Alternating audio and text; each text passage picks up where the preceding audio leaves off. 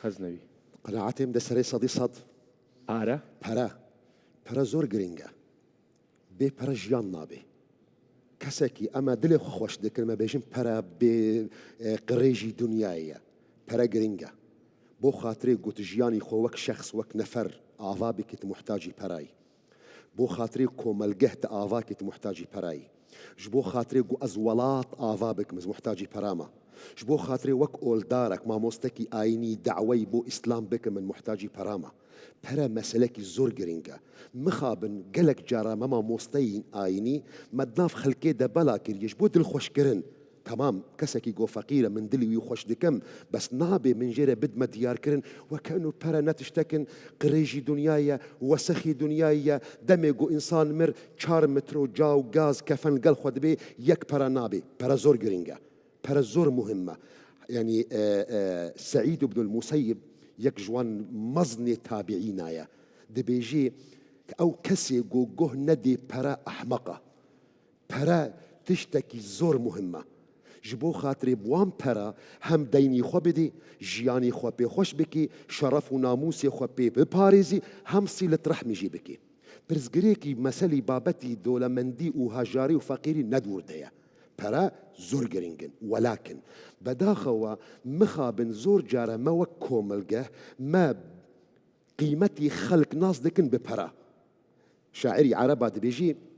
dibê fesahet û hesanên Hassan ibn Thabit شاعري بيخنبر بو عليه الصلاة والسلام أجر إنسانك هبي فصاحتي وينهبي هلبستي ذهبي وكي مينا حسان بن ثابت دبي فصاحة حسان وخط ابن مقلة ابن مقلة وزيرك عباسي بو خطي ويزور جوان بو فصاحة حسان وخط ابن مقلة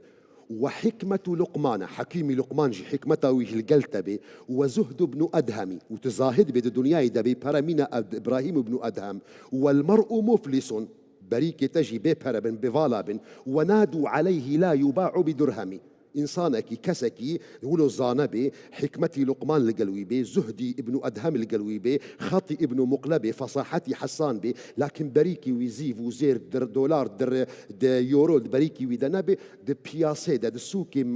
خلكي ده بداخة وقيمتي أو إنسان نية أو مسألة زور شاشة مسألة زور غلطة دي ميزاني إسلام ده دي ميزاني بيخنبر ده عليه الصلاة والسلام برا مهم ولكن نابي أم قيمته هفدو ناس بكن ببرا جبر وياكي بيخنبري خو عليه الصلاة والسلام جارك هاتيه قوتي أبو ذر غفاري يا أبا ذر كسكي قو بري وينا هبي لقوري تا لقوري ميزاني تا أو زنجيلة قوت يا بلا يا رسول الله أو كسي قو بري وهبي زنجيلة قوت يا دمكي أو كسي قو بري ونبي أو جيل جمت فقيرة قوت يا بلا يا رسول الله أو إنسان جي فقيرة بيخنبر عليه الصلاة والسلام قوت يا بل الغنى غنى النفس والفقر فقر القلب مروفي زنجيل أو زنجيل يقو نفسي وي زنجيل بي أخلاقي وين جوان بي أخلاقي وي شاك بي كسي فقير جي أو قو أخلاقي وي بيس بن أخلاقي وينا نباش بن أو ميزاني مي أخلاقية لكن خطرك زور مظنة أجر مش خلكيرا بيجن كاكا أو زيفو زيرو ألتوني أو قيمة أو قريجي دنيا أو باش باش باش بارا چی چارە سەر ناکە بە تۆشێڵە شرف غاندي برپرسي يعني يك جوان كسين جوز قالكي قورية بهندستان ده قصكي ويزور جوان هيا دبي أجر بريتا ونضابون زيف وزيريتا ونضابون دبي تشتكي بقيمة ونضابو لكن أجر شرفيتا ناموسيتا ونضابو تشتكي قول ممكنين بيت تعويض كرن ببرا ونضابو باشا أمان لتوناكم بس پارە ینی خەڵک بێشەرەفەکە دکتۆر وتم پارە چی چارە سەر ناکە وتی شەرەف بەس پارە مرۆڤ بێشەرەفەکە هەنێ جار هەیە بەڵام دکتۆر جاسم من و تۆ زەمان من نیش لەوانە بووم کە ئەمیش باسی ئەوە بکەم کە بڵێم پارە هەموو شتێ نییە بەڵام تا لە ڕووی زانستیشەوە تەقریبەن پێم وایە دێنەوە دکتۆر دێتەوە سەر ئەوەی کەوا پارە هەموو شتێ نییە من حەزەکەم مەجالی بدەین با قسە بکە دوایی ئەگەر خلاف مابوو ئێمە یەکەم شەری گۆ پێخەمبەری خوا محەممەد عليه الصلاة والسلام کردەمێ گوژ مەکە مکەڕەم هاتە مەدینە منەوەر بۆ پەرە بوو غەزوی بەدر عیب نییە مە بۆ پارە زۆر شتێکەکەین ولی هەموو شتێک ناکەین بابێنەوە لە شێوازی بیرکردنەوەمانە ئیسە مەسەلەن بۆ نمونە زەلامێک خەوی لێ ناکەوێت هەیە مەسەلا تۆ بڵێ مامۆستا خەوم لێ ناکەوێت زۆر دەوڵەمەنە چێ بۆ لای دکتۆری دەرونی حەبی خەوی پێداوە خەوی لێ ناکەوێت بە چی خەوی لێ بکەوێت مامۆستا پارەی هەرچی پارادا خەوی لێ ناکەوێت تۆ بەلای منەڵێ مامۆستا حاڵەتێکمێ حەبی خەوم لێ ناکەوێت خەو بە زۆر کەسی هەیە مامۆستا ئێستا بۆتە تێنم لە ئەوروپانە کوردی منە نە خەڵکی غەریب هەنا زارۆکی خۆ مناڵی خۆ فرۆتیش بۆ خاطرێ پەرە ئەبە ئەزانم ئیسە مەسەلەن کەسێک خەوی لێ ناکەوێت و دکتۆر ناتوانێت عیلاجکە و پارەیشی زۆرە باشە کەسێک خۆراکی باش هەیە لەسەر سفرەکەیان ناتوانێت ئەم خۆراکە بخوا چونکە بیخوا شەکرەی بەرزەبێتەوە زەختی بەرزەبێتەوە پارەی زۆرە ناتوانێت خۆراکی خۆش بخوا ئەمە عیلاجی چییە کەسێک نەخۆشیەکی هەیە هیچ دکتۆرە لە عالەمە ناتوانێت عیلاجکە پارەی دنیای هەیە ناتوانێت بیکە ئێستا ئەوەی زەنگیل ناتوانێت ئەوەی فەقیر چ بکێ ئەی زەنگیل پەری هەیە دەرماندێک ئێ فەقیر بەرچ بکێ نا مامۆستا ئێمە ناڵێن جەناب قوربان ئێمە ناڵێن فەقیر باشە بەس من باسیەوە کەم کە ئایا پارە 100% مامۆستا ئەڵێ هەندێک ئەوە مەقامەکەمان نەگۆڕین کە بە پارە حل نابێت مەسەلەن بۆ نمونە کەسێ مناڵێکی تۆش ئەڵێ ئەوەی دەوڵەمەنەکە پارەی هەیە و حل نابێت ئەی ئەگەر فەقیری داماو بێت لە کەلاردا هەر پێ بکەن قەنەعاتی مدە ئەوە نەجهێ مقارنەیە یعنی نابێ مقارنە بکێ موضوعي مرن موضوعي نخوشي موضوعي ابتلاء موضوعي مصيبات او مقارنه بموضوعي زنجير بونو دولمن نابش برجو اول سر هردو كسايا مسلك السوراني وبادينيكي مقام كمان نايتو كاك با خلقواتي نجي مداني شتون الين فقير باشا دولمن لا ما بس موتاني بيامكي ايما موضوعي اويا هجاري ودولمندي لفحواي تيبقى نكبه معناواتين ما الين ئمە سنگەرمان گرتوڵێن کاکە وڵا دەوڵەمەنی باش نیە بێن فەقیر بن کوانێ یعنی بابەتەکەوان نەچێتەوە ئێمە باس لەو مۆزوعە ئەکەین ئەڵێن ئایا پارە هەموو شتێک نییە نەزڕەی کەسەکان شێوازی بیرکردنەوەی مۆزوعەکە عیلاجەکە زۆرێک شێوازی بیرکردنەوەی ئینسان بەرامبەر هەژاری و دەوڵەمەنی کێشەکانی عیلاجەکە من ناڵێم هەژاری باشە ئینسان ئەبێ هەر مەسادرێ بێ ئێگنەوە بێ کاکە باشە دکتۆر پرسیارە مەستەم کردم پرسیارم بە غەڵەت لەم کرد فەقیر قوڕی کوێ بکا بەسەریە یعنی فەقیر دڵی بۆ خۆش نەبێکە وەکو مامۆسا باسێکە هەناسەکەی بە خۆڕایی مامۆستا جاسم جەزاه الله خەیرە ماڵاوی ئاوا ئینشاءالله ئەوە دلی ئێ فەقیر خۆش دەکێ و مەلگەڵن ئەگەر ئێستا فەقیرێکی بەس ئەگەر ئێستا فەقیرێکی هاژارێکی هاتە وێدرێ فەقیرە من دلی وی خۆش دەکەم بۆ ئەو مەسەلەی گۆ مامۆستا جاسم گوت ئەما ئەوە نە حەقیقەتە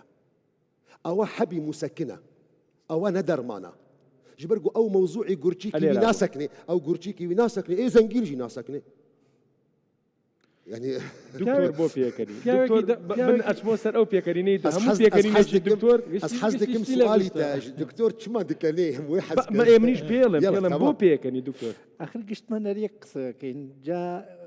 باشا او جا كاين من ما كريه لدەمیان دەرچووە مانوتیان چەنێ کردیانە عەدەد بۆ یەگیریان ئێستا من داوای لێبوردنەکەم من مامۆستا کەکی درونی ئەگەر داخوازی ڕقم المەکرد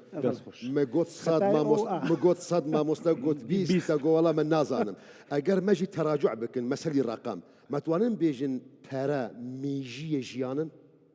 یعنی چی؟ یعنی چاوم بێژم بێوێ نابێ ینی بەبێ پارە ژیان نابێ ئەکرێ بڵێ بەبێ پارە بەبێ هەوا بەبێ بەڕاستی ئەو ماڵێک هەیە پارە و خۆشەویستی تایە ئەوە ڕسمەکەیە پارە و خۆشەویستی تایە ئەوەی تر سەوزەوە هەر ئەگەشێتەوە چریسکەیە ماڵێک هەیە پارەی تایە و خۆشەویستی تیانە زەردە ماڵێک هەیە خۆشەویستی تایە و پارەی تیانە هەر زەردە بە پێی ڕسمەکەی تۆ هەردووچی یەکە ینی هەردووچی یەکسانە ینی خۆشەویستی و پارەکە لێرە تقریبەن یەکسانە قڕ بەسەر ئەو ماڵی هیچ یانیتیانی ڕەنگەکی دیل تەماشا بکەم المەسەلە دەی ئەزێ گەلە کیلۆ بەجێ تانک باش ئەگەر ئیمان نەبێ چۆن دەبێ ئیتر ئیمان پارە نییە ئیمان پەرە نییە بەس ئەگەر پەرە هەبن و ئیمان نەبێ واتە پارە 100% نییە دێمەک ئەو مەسەلە مەوزوع نەبەحث ناکەن وانت تداخلي فقيرتي ودولمندي موضوعي كريا باش او موضوع عندي موضوع اخلاقينا موضوع اينينا باش دكتور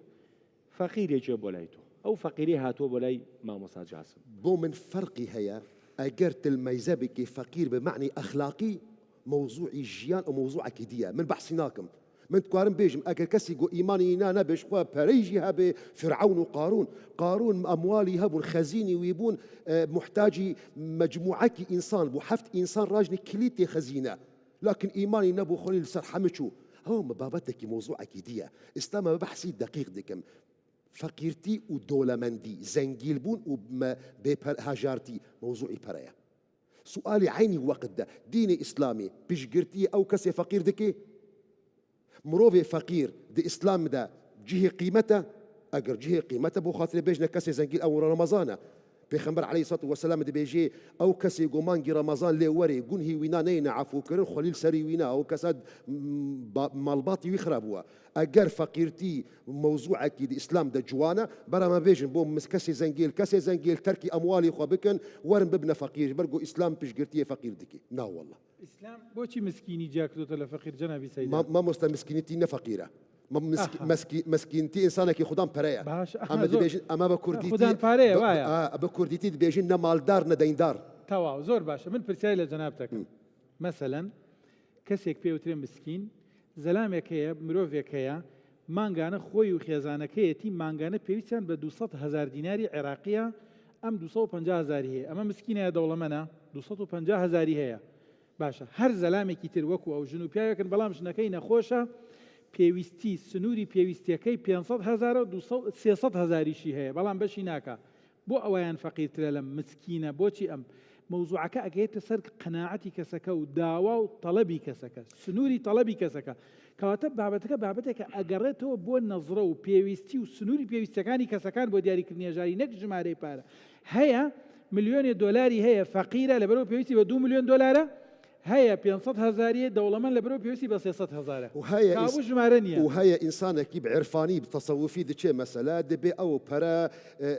تشوبي دنيايا وبيويست ناكي اما دانيشن اجر ما تفبنا عرفاني ام تفبنا صوفي دوي مساله ده برا جمال باشا دكتور امان بكورتي بيبله برا لا زمانه كان وظيفكي غورانكاري بسريا يا بسريا كم كاك دورين اگر پرنا بنتاو ببي بشكشفان لا والله جماعتي جوستاون دانيشتنا مخرجه كاميرافانا باش اخر من اسلام هفانا كي ثابت المانجي رمضان اللي قلتها مش اوروبا هات ما اگر پرنا بن اگر حقي طياره ندي والله من نايم باش اگر حقي طياري من نادي حقي اوتيلي من نادي والله من نايم او رازگویی جوانه باش اگر او پار بدن به هر کسی که او تیرنی نخیر ابي چی په معنی په یا پاره ابي ايري شفكري ايش بك انا براس من توزه بيك رست من علي توزه مع مصاوبه ضلبو هر يك توزه ما ويك من يك رست من يكشد بلم وايد ما في ويك رست بيجم لدوستك فيربوم اگر مجال تندقسه كم هذا يك رست بيله من دوستك زور عزيز ما يجي عيب بيو باري خوش نويت او لقل اوام لقل خوش مو ايوي چام عيب بيو باري چي لها مشتك خوش تربيت او باقسي مش الكلتما او باقسي او باقسي من امد بي من امد بيلم تو اوروبا وبيني ولا نق اوروبا وبيني وهجده صاليش لاوروبا جيت وحو صاليش لا سعوديه جيانه كردو يعني 25 ساله دوري لم منطقه اوه بارا ببي زمانه كان برغبتي كموزياناكا تو يسا اوت بيوت موتكاكا مثلا اگر پار نبوايا من ليو اگر پار نبوايا وينگرا كان ودر هنا رو نازانم چي چي منو چي بلام 30 سال پیش استا پار او رغبتي هبو اوه شلون برسيارك بله بالعكس يعني نرينا مدى شقا دنيا بيش دكفي يعني متطلبات جياني جي بيرا بيش دكفن اگر بری استبری 30 سال ب 100 دلار جیان دقدا استب 1000 دلار جنا قدي مش اولا يعني ساعات جيان زياده فيستي بفارق بيخبر عليه الصلاه والسلام دي بيجي لو كان لابن ادم واديا من ذهب لتمنى ثانيا اگر نوالك التوني تهابت محاز انسان حزدك يقودو التوني دنوالي وجهابن ولا يملا جوف ابن ادم الا التراب خدي تعالى وقتي قو نعمة القلب كريه امتناني كريه قلت المال والبنون زينة الحياة الدنيا مال ومنال زينة جياننا بحضرتي نوح وقت يقول داخوازي كريا جماعتي وينا قومي وينا استغفاري خوابكن بو شي استغفاري خوابكن بو خاطري برا يرسل السماء عليكم مدرارا ويمددكم بشي خوادي وشي ديوا نقوت يوي منال ديوا باش، يمددكم بأموال وبنين برا ومنال باشە دکتۆر آخر قسە من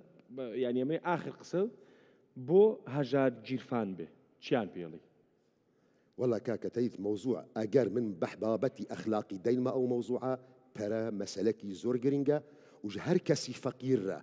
من صار تلفزيون مستا جبو خاطري من نبن باش بشجرت دكتور من- جبو خاطري من نبن بشجرتي فقير أي فقير رابا إيش بك نبي قدري خوايا رابا أو قدر بوجهرة وأجر من تلفزيون دركتم ما يزي أجر مش تلفزيون دركتم لقى فقيرك يبون بلنجاز ومنخوشة ساقطة عيبيها يا من دلي ويخشتكم عيني ما سليمة مستجاسم يقول